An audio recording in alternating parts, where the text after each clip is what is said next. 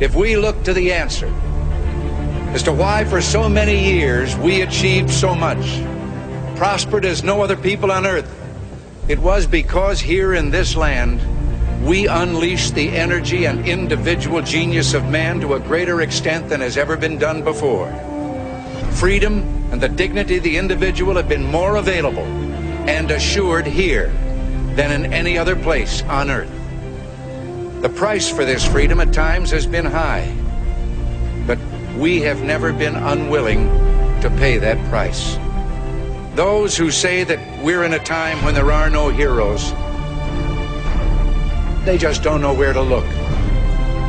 The sloping hills of Arlington National Cemetery, with its row upon row of simple white markers bearing crosses or stars of David, they add up to only a tiny fraction of the price that has been paid for our freedom. Each one of those markers is a monument to the kind of hero I spoke of earlier.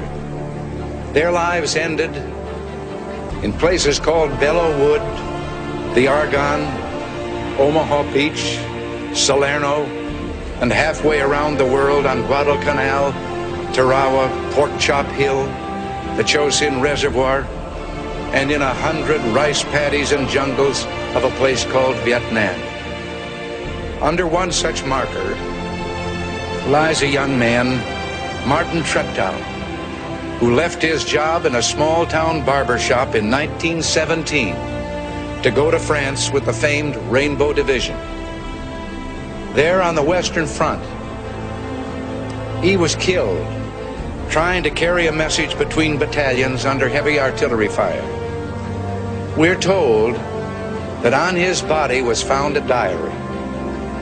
On the flyleaf, under the heading, "My Pledge," he had written these words: "America must win this war. Therefore I will work, I will save, I will sacrifice, I will endure. I will fight cheerfully and do my utmost as if the issue of the whole struggle depended on me alone." We must realize that no arsenal or no weapon in the arsenals of the world is so formidable as the will and moral courage of free men and women.